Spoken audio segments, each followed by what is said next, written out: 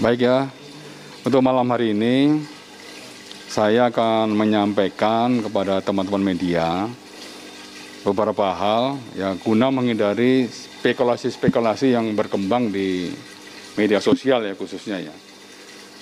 Ada juga berbagai macam pertanyaan dari berbagai macam media maupun masyarakat bahwa dari pihak pengacara akan mengajukan otopsi ulang, tapi dalam istilah kedokteran forensiknya itu adalah ekshumasi.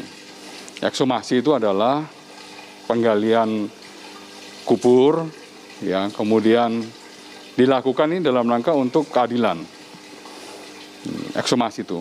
Selain demi keadilan, ekshumasi itu harus dilakukan oleh pihak yang berwenang. Dalam hal ini penyidik. Karena ini menyangkut masalah otopsi ulang atau ekshumasi tersebut, orang expert yang harus melakukan. Dalam ini siapa? Dalam ini adalah kedokteran forensik. Kedokteran forensik Polri tentunya tidak bekerja sendiri. Kami juga meng-hire dari pihak luar. Ya, dalam rangka untuk apa? Untuk betul-betul hasilnya itu sahih dan bisa bertanggungjawabkan dari sisi keilmuan dan dari semua metode sesuai dengan standar internasional. Jadi otopsi mayat atau ekshumasi itu ada standar internasionalnya dan itu akan diaudit karena sesuai dengan standar kode etik dan profesi.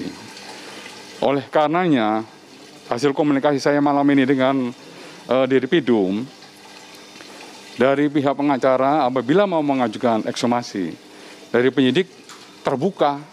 Ini sesuai dengan komitmen Bapak Kapolri, bahwa proses penyidikan ini akan dilakukan seterbuka mungkin, setransparan mungkin, dan tentunya proses penyidikan harus memenuhi kaidah-kaidah scientific crime investigation. Itu hal yang mutlak yang harus dilakukan. Dan pada kesempatan hari ini juga saya sampaikan kepada rekan-rekan, sebagai wujud keterbukaan dari penyidik, insya Allah besok dari pihak keluarga akan diterima oleh penyidik dan tentunya didampingi oleh pihak pengacaranya.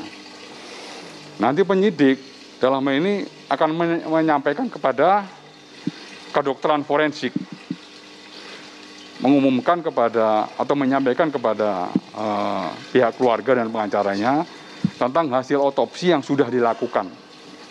Ya, dari hasil otopsi yang dilakukan nanti ada gambaran dari pihak keluarga, pihak pengacara untuk apa? Untuk menghindari spekulasi-spekulasi yang berkembang saat ini.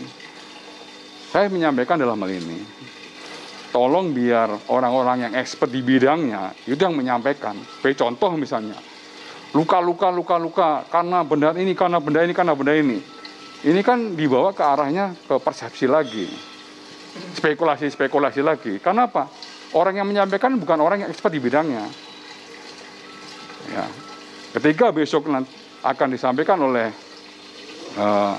dari pihak tim kedokteran forensik Polri, ya itu nanti akan membuat informasi ini akan semakin lebih jelas dan juga bisa dipahami oleh pihak keluarga dan juga oleh pihak pengacara.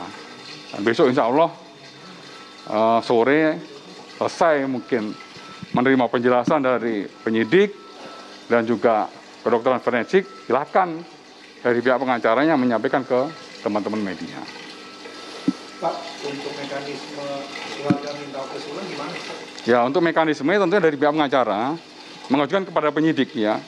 Ekshumasi ini kan jelas adalah bongkar kubur, kemudian penggalian mayat untuk demi keadilan. Nah, demi keadilan ini adalah sebagai bentuk transparansi. Nah, demi keadilan itu siapa yang melakukan? Adalah pihak yang berwenang. Siapa pihak berwenang? Penyidik. Karena ini menyangkut masalah benda mayat, harus expert yang melakukan. Siapa? Adalah kedokteran forensik yang memiliki keahlian di bidangnya yang akan melakukan itu. Dan ini akan terang benderang di dalam setiap kasus apabila dilakukan ekshumasi, apabila diketemukan bukti-bukti tambahan untuk menguatkan hasil otopsi yang pertama, itu sangat bagus. Karena itu adalah untuk kepentingan penyidikan dan itu juga nanti diungkapkan di dalam proses persidangan. Biar permasalahan ini betul-betul terbuka, transparan, dan akuntabel. Lagi dengan kalian Polri dengan logo mempersilahkan ya? Betul. Jadi hasil komunikasi saya dengan penyidik penyidik terbuka dan dipersilahkan dari pihak pengacara, ya, pihak keluarga untuk melakukan atau mengajukan ekshumasi tersebut.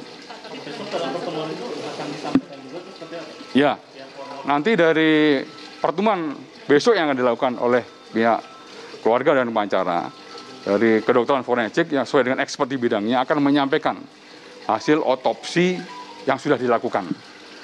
Ya, kalau misalnya ada keraguan-keraguan, polisi sangat terbuka.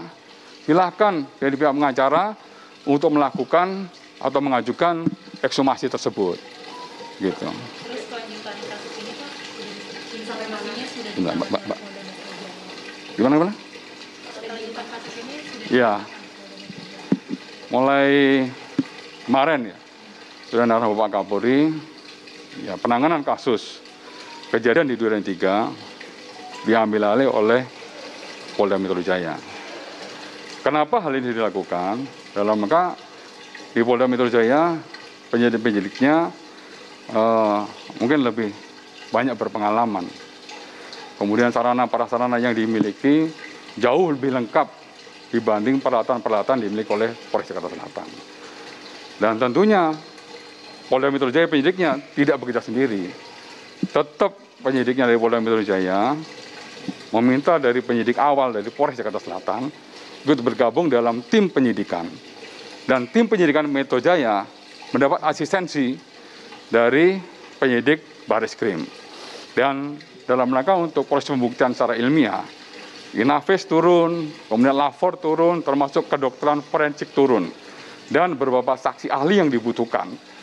Ya, dalam rangka untuk penguatan alat bukti, itu pasti akan dilakukan oleh penyidik Polda Metro Jaya. Ya, kita tahu penyidik Polda Metro Jaya dari sisi experience, pengalamannya sudah sangat kuat lah, sudah sangat luar biasa lah. Walaupun kan juga menyatakan dia meminta untuk penyitaan mobil tersebut berupa barang bukti mobil yang digunakan Brigadir J mengantarkan Pak Raditya Bapak beserta dan istri. Nah itu akan juga kali ini dilanjuti beserta dengan mereka meminta rekaman CCTV di sepanjang jalan perjalanan dari Magelang ke Jakarta karena mereka kan juga ada terjadi penganiayaan terlebih dahulu baru terjadi penembakan.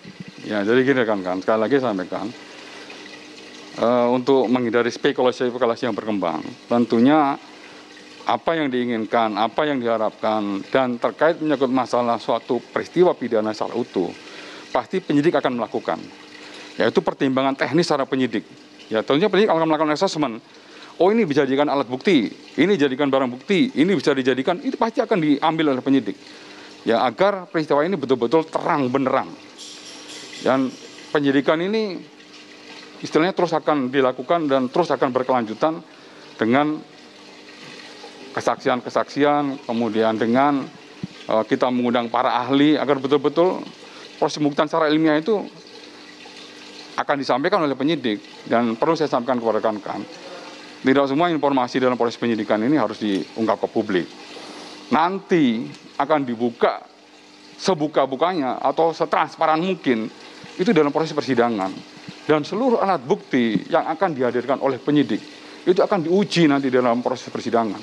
Agar proses persidangan itu betul-betul apa yang diajukan oleh penyidik, kemudian apa yang diajukan oleh penuntut, betul-betul secara transparan dan memenuhi rasa keadilan masyarakat. Pak, ini kabarnya Baradae, Pak, ini katanya minta ajukan perlindungan ke LPSK, tanggapannya bagaimana? Baradae, kalau minta perlindungan itu kan hak konstitusional setiap warga negara. Ya, berlaku equal silakan.